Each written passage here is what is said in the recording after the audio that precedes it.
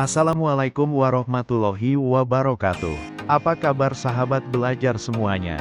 Berjumpa lagi dengan saya, Susilo Ibnu Santoso.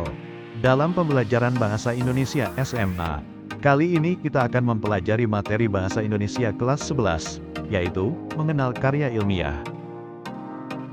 Adapun tujuan pembelajaran pada materi kita kali ini, yaitu, membaca karya ilmiah tentang konservasi alam untuk memahami sistematikanya. Kemudian, menjawab pertanyaan-pertanyaan terkait ketiga bagian dari sistematika karya ilmiah. Sahabat belajar, apa yang dimaksud dengan karya ilmiah?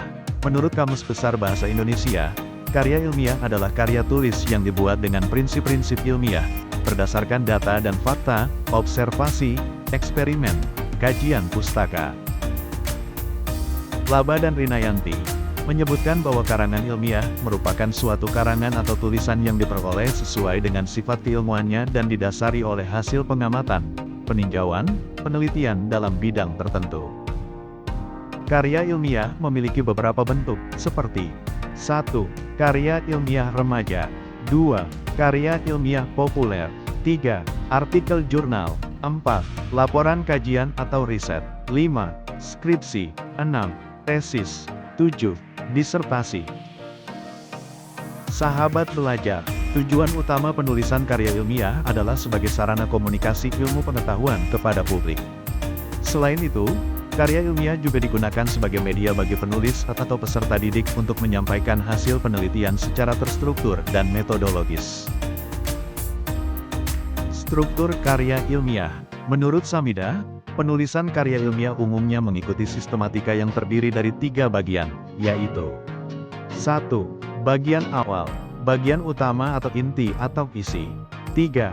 Bagian akhir. Sahabat belajar, struktur yang pertama, bagian awal, meliputi 1. Judul, judul menyajikan topik utama penelitian 2. Nama penulis dan afiliasi, menyertakan identitas penulis dan institusi terkait 3. Abstrak, merupakan ringkasan dari penelitian yang mencakup tujuan, metode, dan hasil 4. Kata kunci, berisi istilah-istilah penting yang menggambarkan isi penelitian. Struktur yang kedua, bagian utama atau inti atau isi, meliputi 1. Pendahuluan, pendahuluan menggambarkan latar belakang dan tujuan penelitian 2. Metode penelitian, berisi penjelasan mengenai metode yang digunakan dalam penelitian 3. Analisis data, berisi proses pengolahan dan analisis data yang diperoleh 4. Hasil, berisi temuan dari penelitian yang telah dilakukan 5. Pembahasan, berisi interpretasi dan implikasi dari hasil penelitian. Struktur yang ketiga, bagian akhir. Bagian ini meliputi 1.